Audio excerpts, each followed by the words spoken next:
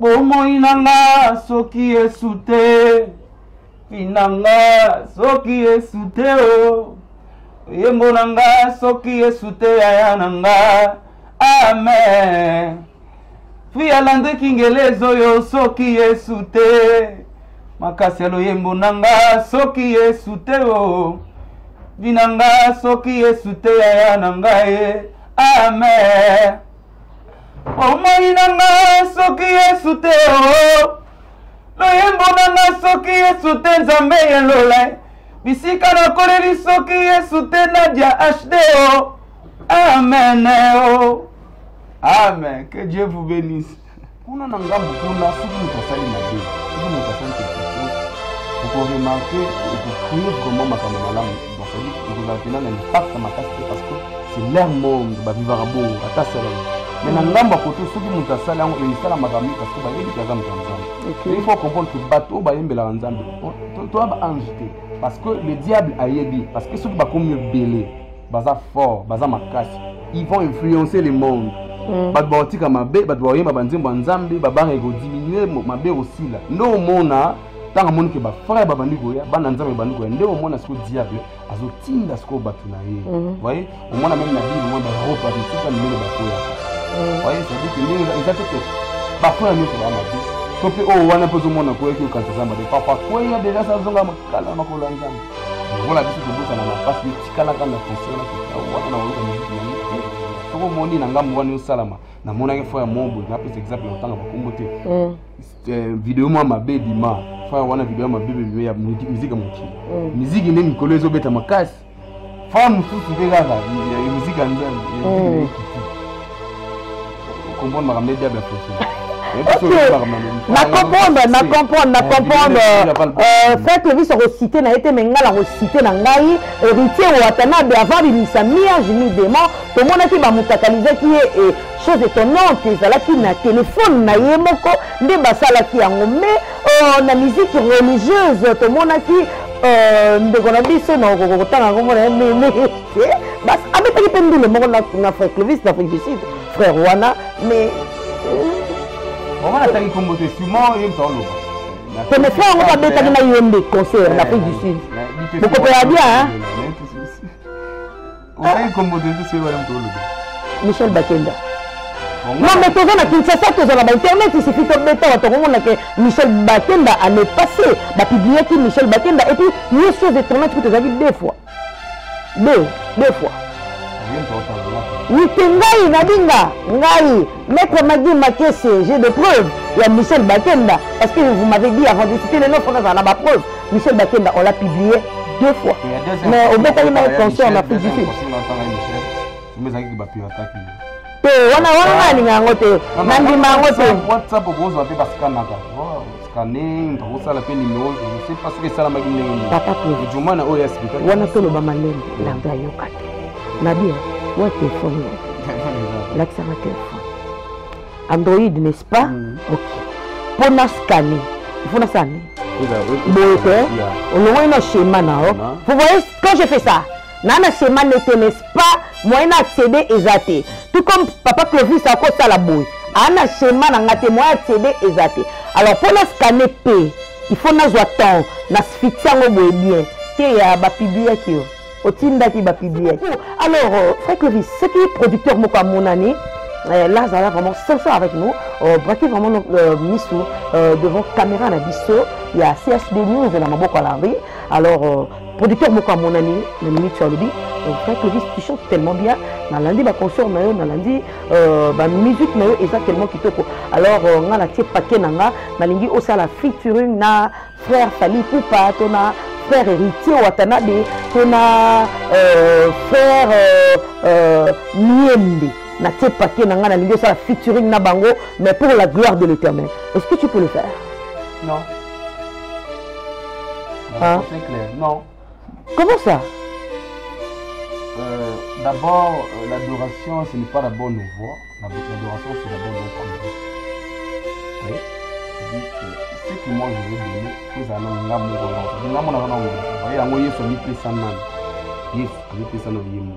C'est que la voyez, madame, les gens là, tout ce qui est bien, ils en ont la mais bon yembe la sko nzambi ali bo chanter pour la gloire de l'Éternel donc bo tibini mbali bo sangani na frère Fali boyeba Yesu azali awa Yesu aza pour la gloire de l'Éternel voilà pour yemba ka akuta na femme samaritaine avant après ça aux femmes moi nazaki na besoin il a commencé d'abord à traiter sa vie Yesu a traité vie à moi sur la vie aux ans mibali 5 ou tout aux ans yeza ya yote dit que vie à moi sur avant que akuma adoratrice ils ont changé leur vie on a vu le déjà pour ma vie il a pour ma voix oh le gars n'a pas pu ça j'ai quelque chose en moi il y a un esprit qui est derrière moi on a dit dans la vie et aussi bazala mo limo za sima la bango sur la bango wato sana na nini poto pesa nzambe na kule alors faut pas bana no yamba Yesu va me continuer à changer vie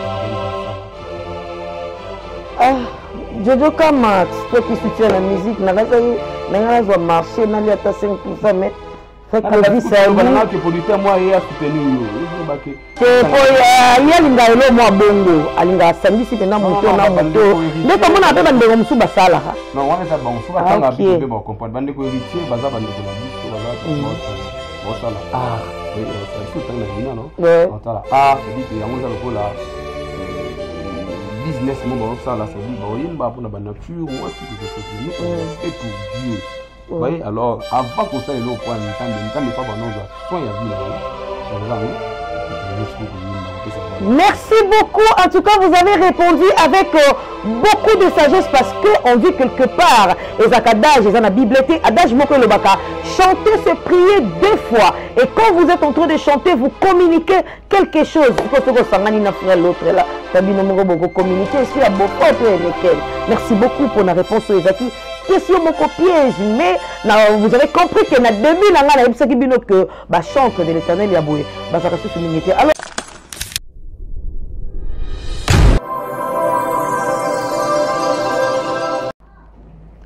très heureux de savoir que vous êtes nombreux à suivre cette émission Tolo Belagnos avec Nadia GB. Bonjour à tous les fidèles abonnés de CHD News. Bonjour à tous ceux qui me connaissent. Bonne année, bonne année, bonne année, bonne année à Papa Migo. Mes respects, Papa Migo. Bonne année à toi, bonne année à toute l'équipe technique Mobimba et à CHD News. À commencer par Landry, qui mangiste à ses enfants. Bonne année à toute sa famille. Bonne année na batu nyonso oyo balingaka Nadia GB balobi Jansi Mayasi les boss.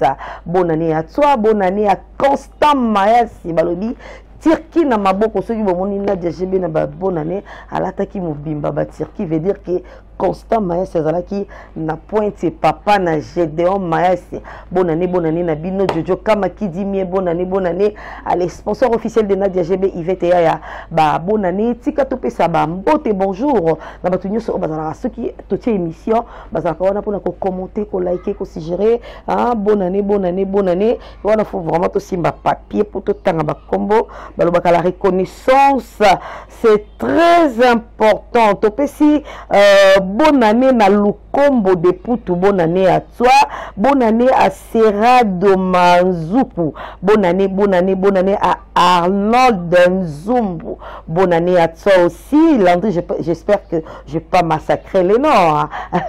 bonne année à tout le monde. Aujourd'hui, on va parler de la musique.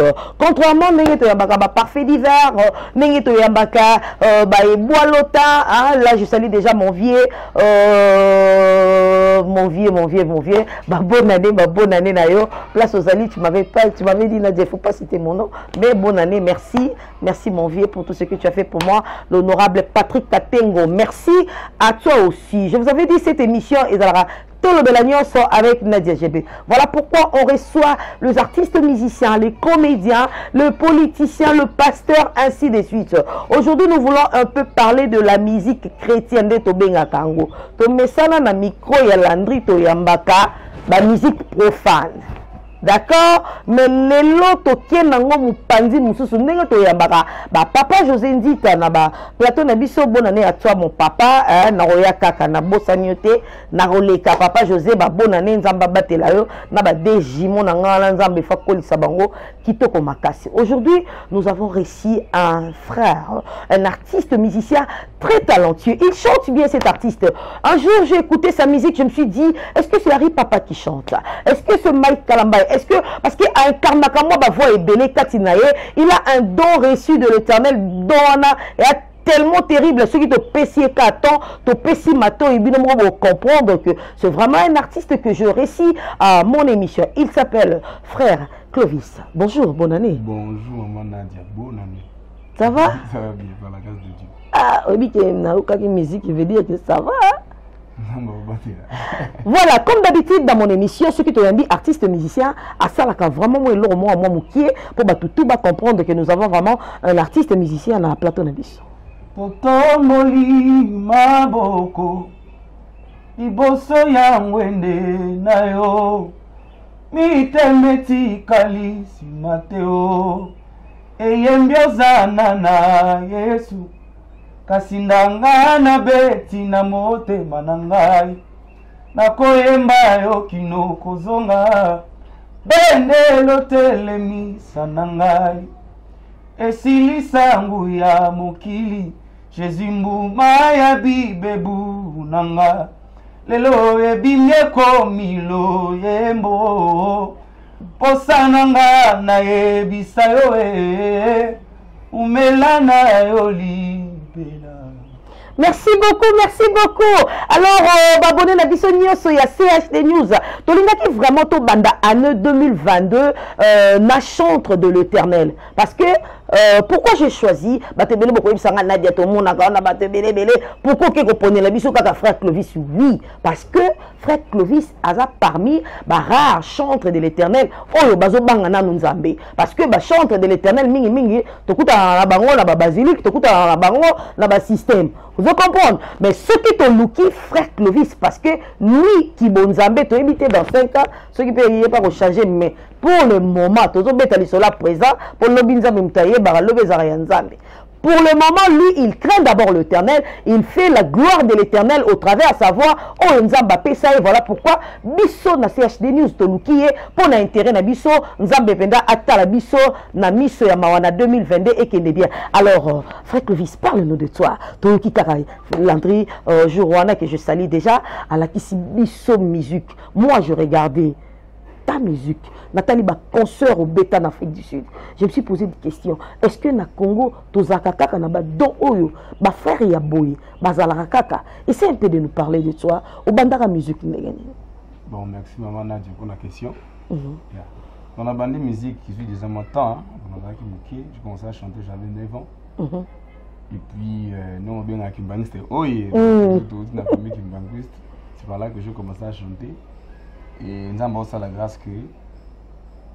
Donc, avant nous, nous avons ngambo wana tsolo basiko donc tuyembe na pe musique wana donc mwana no susuka okola influencé moi musique ko eza ngambo na bisote sala ki mais à un moment donné nzamba obenga bon apesi ya passant le frère qui m'a appelé o benga ngana makambo nzambo yo le frère Dido Noël nzamba pa frère Dido to pesio bambote place aux allées des jours wana sur notre classe senga oza ngongo malamu bato bele bakufa est-ce que yo yembela nzambe te bateyanga makambo ebele te senga ba miracle ebele te juste petite phrase là nde sungaranga et puis nde na yo kota depuis sûrement 2005 til le monde na yembela nzambe. Depuis 2005 que vous êtes chantre de l'Éternel, mais c'est un peu difficile moi na oyo a coli na famille kumbangiste parce que je vous signale que le frère Clovis c'est le frère à notre monteur caméraman Landry ndenge to benga ka kimbangiste o garçon ya pembe ya mulaya tika pembe na défaut hein Landry bambote na yo place aux ali ce qui bomona ba image kitoko makasi na CHD c'est grâce à Landry. Alors notre frère Clovis c'est son frère et ça difficile mona oyo a coli et surtout que vous êtes la famille kimbangiste parce que moi je connais la famille bo excusenga so bomona vraiment na koti na moi profondeur parce que Landry c'est un ami à moi de longue date. Alors famille kimbangiste et c'est là qui est difficile na libota bamoni mwana na biso ya mukie kolongwa kimbangiste ko koma mbala moko na église de réveil ezaki difficile te na famille très difficile mais du moins ils appellent oui so nzamba bengi yo mutamukela ko cha loboko mutamukela ko koloba mais ils appellent nzambe parce que nzambe tango apesa pa na famille mon âme tana destiné na ye mon âme tana nzela nzamba tie na vie c'est que nyoso to sala wana eza juste pour le kumu ya nzambe Et puis ceux qui ne veulent pas adage moko loba que ceux qui mutabali tant hôtel maoka na photo na bandeko ba dans la salle, ça dit que c'est ngozala pe ya famille. Ça dit que makam tozo sala réussite et c'est ngone ils ont appelé na famille. Vous voyez? Makam tozo sala ya nzambe mais du moins ils ont qui pas na famille. Mais dès le début, ils n'ont pas facile. C'est-à-dire que pour Bandima, il faut vraiment un nom de Babilembo. C'est-à-dire qu'il faut faire cette différence. Il y a place où vous êtes là, vous êtes Kendi. Il y a poussé, il y a tindiki. Qu'est-ce que Dieu t'a dit? Qu'est-ce que Dieu t'a parlé? C'est-à-dire qu'il faut l'accent. Qu'est-ce qui se passe? C'est-à-dire qu'il faut l'accent. Tu dois être sérieux. Moussala, ça là-bas, on a causé aventurier. Et puis, tant que mon va fouiller à Moussala, c'est par là que bon, non, non, non. Pour que non, ça, Moussala.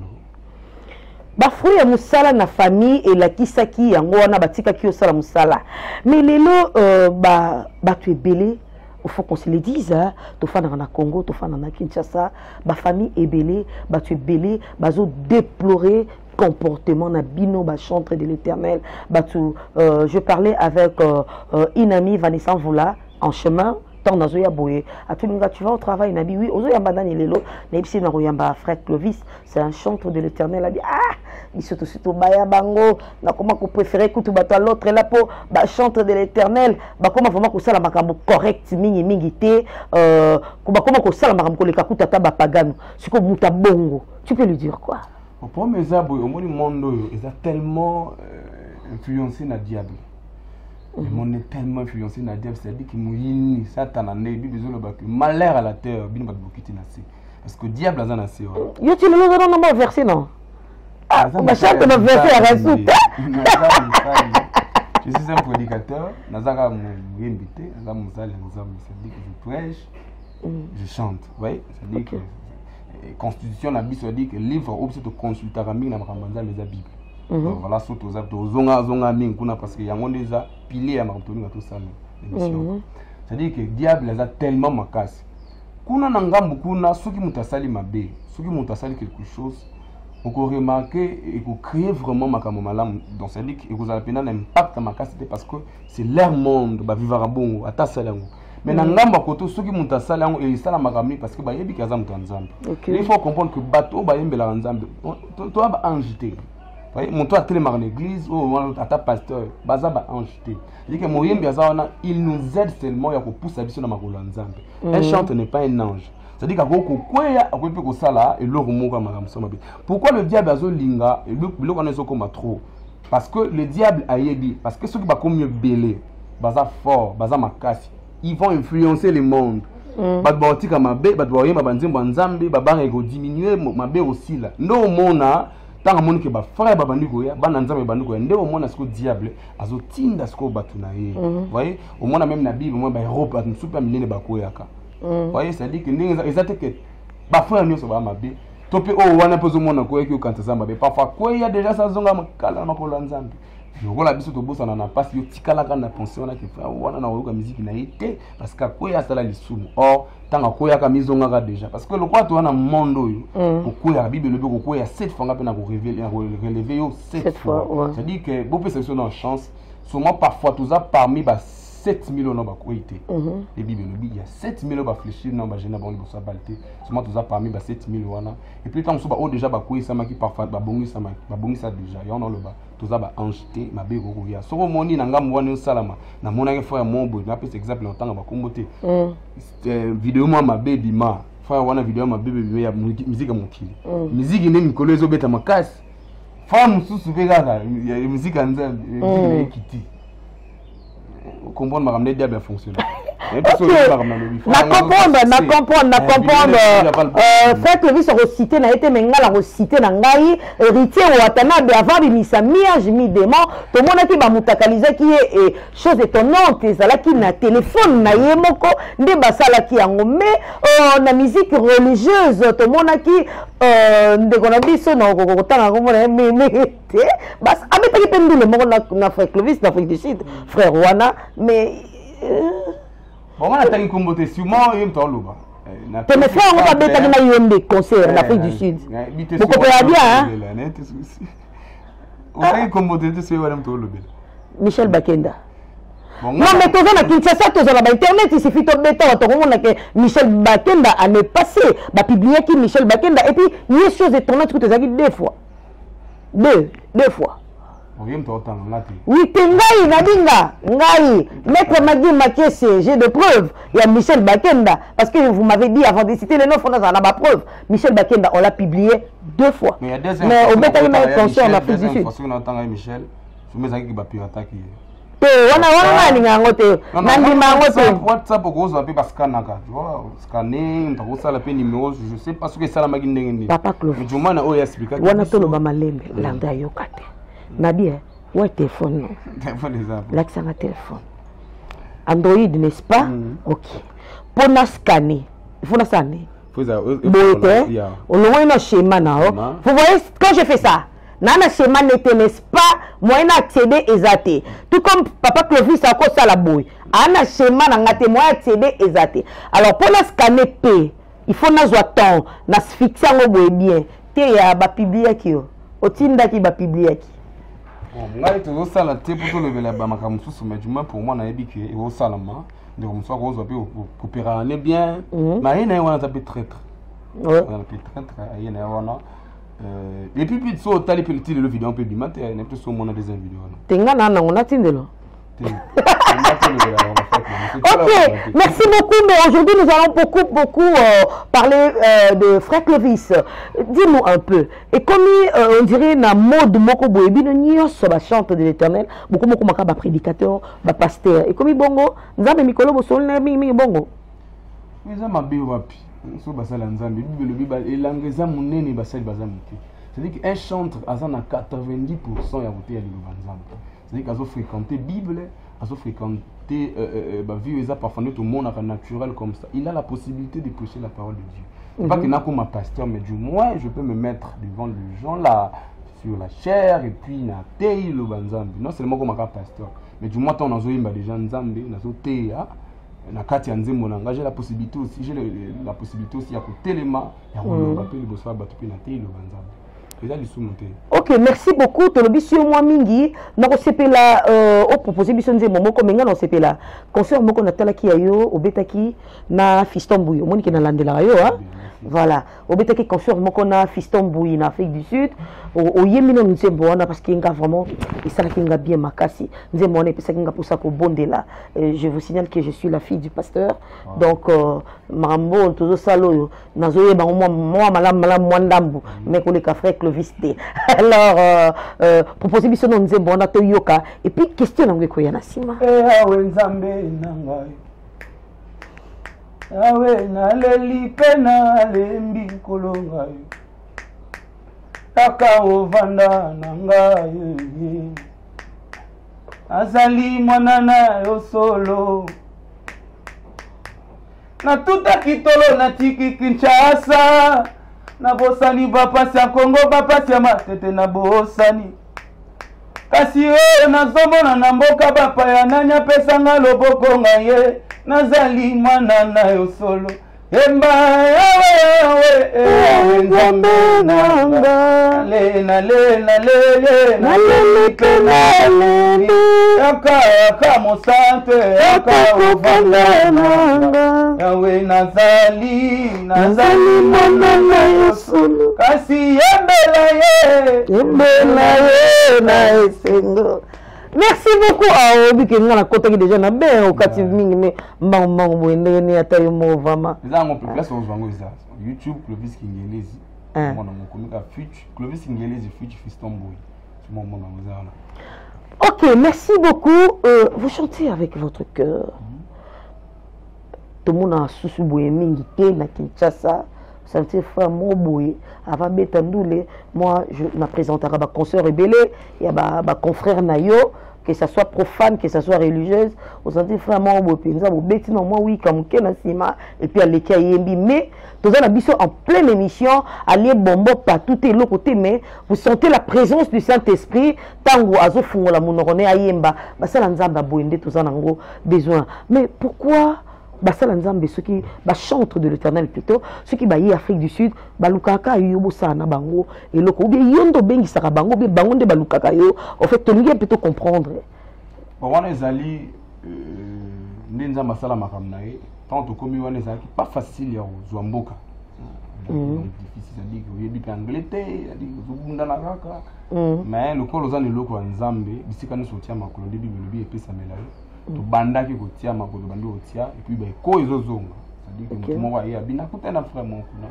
et puis et là que ça là malam mon sous Mutoyambanga, je le salue aussi à passant mon pasteur, le pasteur Matou Miguel. Ah, papa Matou Miguel, bonne année, Nzamba Baxelo Mafuta Likolo. Pasteur Nangai, c'est-à-dire que kuna yeba ke mutu ko fele ndako dans longana na makambo na ba kolia na yo ka babie. C'est-à-dire que le voilà ala pasteur mais c'est un businessman. Oui. Et que le voilà za ma ba blog na ye manda ko bien ma place bien.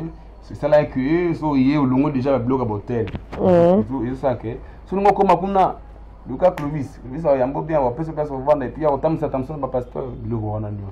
Et moi, ça là que mon taillé, alors on a stress, il y a liaté, il y a la tête en Afrique du Sud, qui m'a battu. Donc, il y a un téléphone à Kimi, le roi en news alors, il y a 2 heures, tout ça, tout ça, 3 heures, tout ça, tout ça, 4 heures, tout ça, un aéroport. Le roi en news, on a que 100 ans, il y a nous, Lucas frère roi. Et puis, la grâce que nous avons, dit qu'à Yembi, on a senti que, ah, ça a quelque chose. On a fait le concert avec Papa Harry, le pasteur Harry Papa. On a fait le concert avec le Réal Michel, Istanbul, celle-là va Nelson, celle-là va Lich. Moi, je suis belé, c'est-à-dire Fabrice Mlaja. Moi, je suis belé vraiment. Voilà. Alors, c'est juste que Ngolo va comprendre que c'est Ngolo. Et puis, il faut que nous ayons l'aise. Et à part ma concert, vous avez un album sur le marché, 2, 3 albums ou quoi? Parce que on doit côté la concert, mais on sur le bin naza na posa vraiment naza la musique na yemoko bêta na yo kakango na ndaku na adoration na ba prière et tout et tout. Il y a toujours l'album na biso ça sur YouTube déjà du moment kala. Nous toujours lancé déjà single à Singapore pour le bilan à tout ça on a fait avec papa. Déjà sur na YouTube na biso Clovis Kingeleza Acacia. Vous allez voir Clovis Kingeleza Acacia. OK. Mon a bandé mon abiso nous ça on a concert ou nous avons besoin de nous voir Facebook.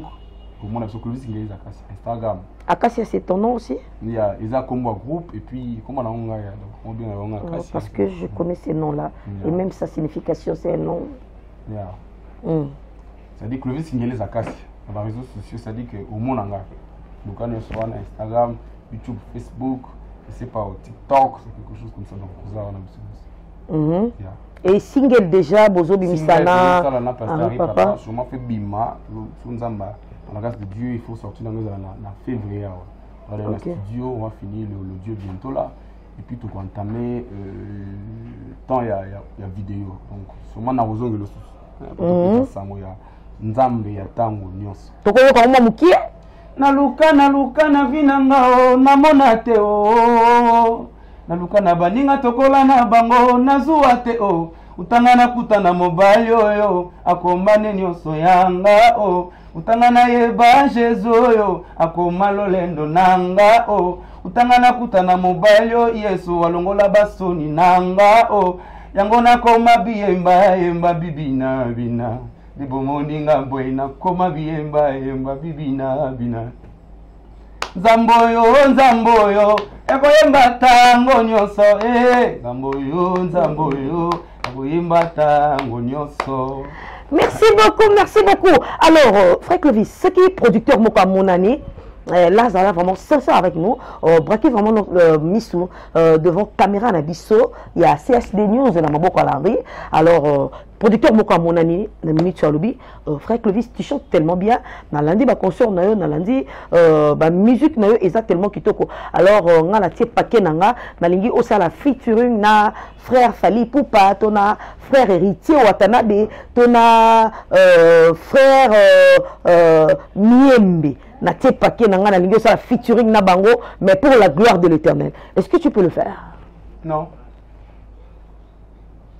C'est clair, non. Comment ça? D'abord, l'adoration, ce n'est pas d'abord nos voix. L'adoration, c'est d'abord notre vie. Oui. C'est-à-dire, ce que moi je vais donner, il faut que ça soit un nom. C'est-à-dire, vous voyez, Yesu a mis Pesanan. Yesu a mis Pesanan. C'est-à-dire que vous avez parce que vie n'a pas d'adoration. Temebolo yembe la sko nzambi. Aïbi bo chanter pour la gloire de l'Éternel. Donc bo tibinim bali bo sangani na frère Fali bo yemba Yesu azali awa Yesu aza pour la gloire de l'Éternel. Voilà pour yemba ka. Akuta une femme samaritaine. Avant appeler ça aux femmes moi nazaki nango besoin. Il a commencé d'abord à traiter sa vie. Il soit traité vie à moi sur un habit aux amis bali 5 au coup aux amis ya yote. C'est-à-dire que vie à moi sur avant que akuma adoratrice nzamba changer notre vie na ye. On a le beleza pour ma vie, ça pour ma voix. Oh, on a repéré ça, j'ai quelque chose en moi, il y a un esprit qui est derrière moi, on a besoin d'un anaïm. Et aussi, bazar mon limo za simana bango je tinda bomba yimba. Alors to sangana ndeni poto pesa nzambe lokumu. Alors faut pas banana yo yamba yesu lokwa mo continuer mo bikisi. Va changer vie and then to ça la future. Ah, Jojo Kama, toi qui soutiens la musique, n'a pas marché, n'a pas 5%, mais que producteur moi il a soutenu yo zo ba ke te ko ya linga elo mo bongo alinga sangisi pena moto na moto ndeko mona pe bande ko musuba sala ha non on est bon suba tanga bi be ba comprendre bande ko héritier baza bande ko na biso baza ba sala ah oui on ça biso tanga ina no on sala ah c'est dit que yango za lokola business mo ba sala c'est dit ba yimba pour na ba nature moi c'est quelque chose mais nous on le fait pour Dieu. Vous voyez, alors, avant que ça, le point, nous avons soin de la vie, à changer. Et puis, merci beaucoup. En tout cas, vous avez répondu avec beaucoup de sagesse parce que on dit quelque part, et zakadage, et la Bible, adage moko le baka, chanter, se prier 2 fois. Et quand vous êtes en train de chanter, vous communiquez quelque chose. L'autre là, merci beaucoup pour la réponse aux Ezaki. Question mon piège, mais vous avez compris que na début que chantre de l'Éternel yaboué, alors frère Clévis, c'est l'actualité moko ezo ningana mikolo na réseaux sociaux confrère na yo moko bo sara musala moko bo yembela kanzambe azape prédicateur comme toi kuta comme pasteur le frère Mike Kalambai qui est divorcé maintenant avec sa femme Peniel, mais mikolo Peniel les atidika koto zongisa koto yo. Je parlais avec le frère Mike la semaine passée pour recevoir une émission. Il m'a dit Nadia, je ne saurais pas trop parler parce que j'ai trop mal. Son lobby peut-être que ça la loba et là il y a bien été comme actualité. Alors par rapport à ma cambona nyoso et zo salema, tu peux dire quoi à ton confrère Ndekonayo, frère Mike Kalambai, parce que il est blessé jusqu'au plus profond de lui. Vraiment, vous aussi un pasteur fort. Il y a quelques temps ici, dans mon a publié le lomo, je ne sais pas si vous avez aux États-Unis, à comment le lomo que tant on m'a ramené sur Simbaté, ils ont tant il faut le kanzam. Éviter parce qu'il y a des gens qui écoutent que vidéo moi je sais pas moi, mais éviter soit mon accord. Mais du moins à mon a passé. Yaya, je vais exemple. C'est-à-dire que nos abobi qui a couru qui moi c'est na abimaki na moto moni tétane salaka. Et puis moi c'est un maman ya banana. C'est-à-dire oyoki que moi c'est na abimana moto ça la passe. Mais ce que amoni makambu oyo ya za ko sana moi c'est na ebimi na miso ba. Sûrement a tellement touché nzambe alola wa pesa musala o abatela pesa mte o bakasi. Nazo ndima que tant papa Mike olinga suko ça la choix ya touro. Ils ont la técara pour la miso, ils ont la loko nzamba tie pour que son y ait ressuscité. Merci beaucoup pour la parole wana et sali bien makasi. Alors batebele pe balobi ceux qui lelo ba chantre de l'Éternel beaucoup moment manka parce que à l'époque to monaka papa Matou Samuel que je salue déjà le pasteur Matou to monaka mama Titi pe à son âme a Piblia Kapé Internet ezalaka makasi neti lelo boite afingaki azongisaki boasalaki bo makambo ebelebele tomona lelo toye komona frère Mike Kalambai pour ne citer que 2 là pour ne pas citer papa. Je te dis, pardon, livre Sarah, on peut s'exemple. Oui, c'est un peu exemple. Papa José, mais il peut te monara ta femme, les caca dans les médias, alors, se plaindre. Chante de l'Éternel, comportement c'est vrai, quand on parle de faux, il y a aussi de vrai. Mais là, nous sommes en train de parler la majorité. Comportement sous malamouté. Voilà pourquoi Nzamba commis qu'on frappe Bino d'une manière ou d'une autre. Est-ce que c'est vrai? Oui, c'est vrai. C'est des infos. Il y a le ballon A que Batbayim, on va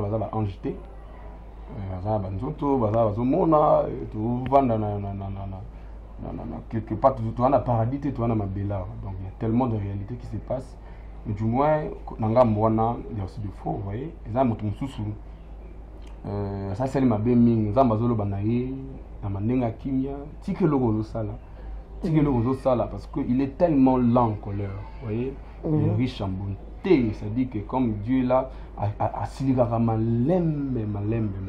Mukolo nzamba ko beto na miso abato. C'est que na fa partie son taloba, on peut pas partie saloba. Ce que vous banga nzamba te nzamba ko bangisa.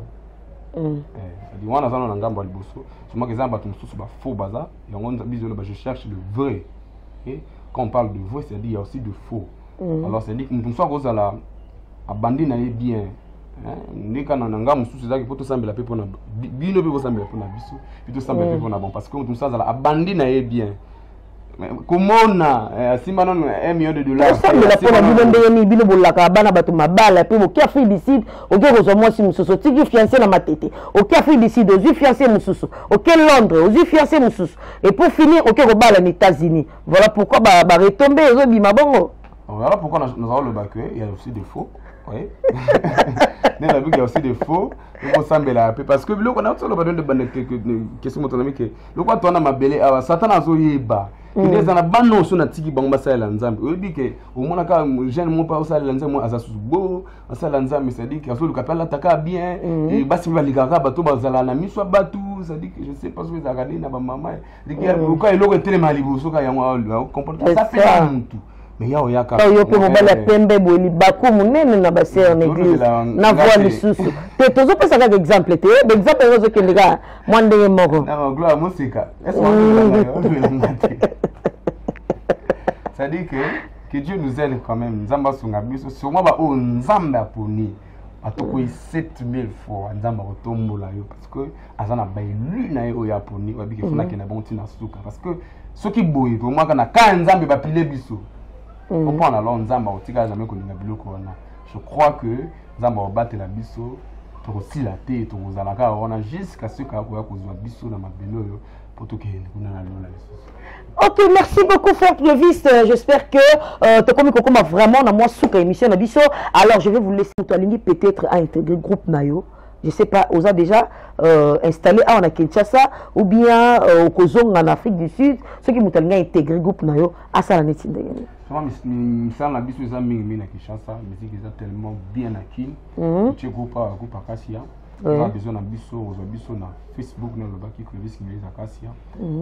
Page na adorateur Clovis Acacia. Donc Instagram Clovis Ngeli Acacia. Nous soit na au na biso.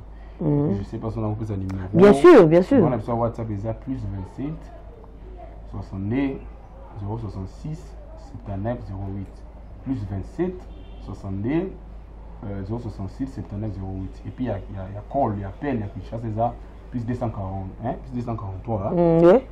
97 10 20 21 non la bourse année plus 243 9 7 3 ok 10 20 21 pour comprendre où la famille non vraiment moi ba numéro na biso moi mingi té biso ça bon donc so bengi aux biso dans question na mona mi poser le quoi tout na ko to na besoin parce que ça les autres singa tient les autres singa mbongo parce que vous ngabo sangisa biso vous luka polémique to imba soki na nani tiango to imbela nzambe bana nzambe ba pamba OK ça na makambo nzambe na nzoto ezo singa ba on a dit ça en anglais ba push ça dit ba tindika biso. On a besoin de vous, bino ba wana mbongo na ndako zolo kelo ni ya sala mbongo mo ebite ke olingao ke na parfois hôpital senti que donc hôpital te fona ke tiango na koto mombu tinda na musala nzambe oto so sala la bolingi na biso so bosa na yote nazama bela malamu donc soko ti chuma kola ka mais ba komi pe ko banga ba bibino caché pe le kamwa likolo trop caché à normalement ba ko benga na mon mariage nanga boye frère Clovis a ko betela nga na mariage nanga mo kanga mutali nazo banga frère Clovis nda uti ko ya boye o kanga kuna dollar ya kamo bele Afrique du Sud o kanga otenga fo $5,000 pour na royemba non biso za bongo te ba benga to cheba numéro to so la bien seulement to so la bien. Merci beaucoup frère Clovis. Alors si vous avez quelque chose à ajouter moi ma programme nayo quelque chose à ajouter et puis quelques dédicaces na numéro lisusu ça fait du bien. Bon, on a fait une beauté, on a bandé sur la biso déjà landé Kingeli grand frère support, on dit en anglais support, ça dit qu'on soutenir. Merci beaucoup. Nanda ko yabibi sur le pasteur Vouda, bazate, article sur le pasteur Vouda, sa femme aussi, maman de Ocas Vouda, et armée des vainqueurs Union sur Zam vraiment pas la bino. Je dis 5 ans merci à mon père le pasteur Harry Papa Moulaja, que Dieu vous bénisse papa. Pasteur Doa Bamba, Nzamba Pambola yo, maman Menga le là-bas, nous ça lève toi il marche. Dieu vous bénisse vraiment. Bananion soit Afrique du Sud, Chobo, Cape Town, Pretoria, Bande Union soit politique de Salomon Pasteur Matou Miguel, que Dieu vous bénisse papa. Et puis maman Nanga Agnès Touleng et Nzamba Pambo, la famille sur Kingélé, sûrement on a habité dans le boss, dans le combo et à Batoume. J'ai besoin si n'a pas une botte dans la bande, on a mis sur la casse, il y a mon groupe, celui de Kinshasa, ou Afrique du Sud, c'est-à-dire que Nzambe Nanga Bomba a battu la bino. Tout le monde a la calate. Si on a bossé à New, voilà, il y a tellement de combo. Ah, on a Kinshasa dans l'église Nini. Kinshasa, c'est ce qu'on appelle le pasteur et papa. Dans les métiers, on a 11e mairie, c'est un an. Ok, merci beaucoup. En tout cas, Nazaki, vraiment, on a réel plaisir. Yakouyambelabino, chantre de l'éternel, le frère Clovis. Frère Clovis, on va faire ceci. Moi, je vais clôturer l'émission et puis, dans le micro, tu fais un truc au Yembi et ça abuse bien. Ceux qui ont au Yembi, si abonner, s'abonner à CSD News à travers ta voix et que ça l'abuse bien ma casse. Voilà, merci beaucoup. Tozaki vraiment na réel plaisir. Yako banda 2022 na moto nanzambe, mosel nanzambe, na lobaki bien parmi Barar. Barar chante de l'éternel. Oh bazo banga na nzambe, il en fait partie parce que le lot tozo zala vraiment dessus et belé côté wana. Moi je suis la fille d'une servante de l'éternel depuis Nabotama nakuta maman nanga Azara na nzambe malamu. Tilelo aza pasteur mosel nanzambe malgré azala susu kunate mais asambelaka. Donc je n'ai rien contre basali nanzambe parce que naza fruit na bango je récite Seigneur Jésus-Christ comme Seigneur et Sauveur depuis l'âge de 12 ans. Vous allez comprendre que ma mère m'a guidé vers le pas de l'éternel, les héritages au atikelanga au motona mokili akoki kobotolate. Donc ce qui tozo loba eza poka kato changer makambo tambola moi bien pour ba musulman ba kimbangiste ba landry ba komi moi ko tchola biso moi trop que voilà, bah tu glisses des réveils, bon ça la maman ils ont moins correct c'est vrai, ils ont raison parce que maman ils ont salema mingi pas bah sali nanzambe bah pasteur bah nini ils ont la kito mingité. Voilà pourquoi tozo bête à moi c'était pour makamwana échanger 2022 to lingi batuba changer batuba banganzambe na lobaki on a message nanga il y a le 31 décembre que nous devons changer. Cette année, nous devons faire des choses correctes. Cette année, nous devons travailler. Cette année, on ne peut pas être là pour citer les noms des gens, pour dire des choses que tu ne maîtrises pas. Ce n'est pas intéressant. Cette année, tu vas parce que Jésus-Christ revient bientôt. Ce qui vraiment, vous savez là qui dans l'image, merci beaucoup, Nalandri, qui m'a dit oye pour na ba image kitoko makasi Landry Karikazoum yo boyena talananga. Merci beaucoup à toi Landry pour na ba image kitoko boy. Nous disons merci à Papa Migo pour la confiance. Oh, je continue pour ça là. Nadia GB, merci à tout le monde qui me connaissent. Je fais des gros câlins à mes deux bébés d'amour. Samantha et Doctine, maman vous aime beaucoup. Ça n'est fini pour aujourd'hui. Aujourd'hui, cette émission va finir autrement parce que je vais laisser le micro à un chantre, un bon, vrai chantre de l'éternel, le frère Clovis. Il va nous faire un morceau et puis il va clôturer l'émission. Au revoir. Oh, peuple de Dieu, je vous invite à vous abonner sur cette chaîne HD. CHD. C'est-à-dire que vous s'abonnez à Maramala Mouza. Maramala Mouza, la théâtre qui tourne, tout commence bien. Vous êtes batala, papa motala na ban. Vous s'abonnez vraiment. La bosse n'est pas le badop. La bosse n'est pas le badop. Donc, à Spimi, maman Dorcas Spimi, la bosse n'est pas qui encore, j'ai oublié le nom.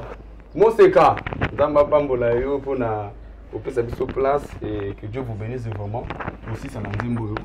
Bomo inanga soki esute.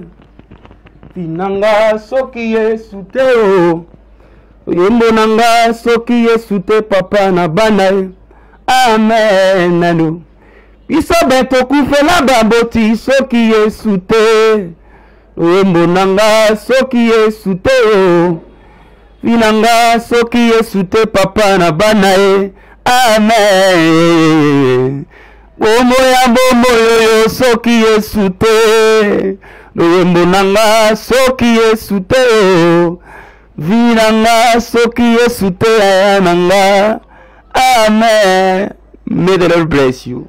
Bless you more. Bye.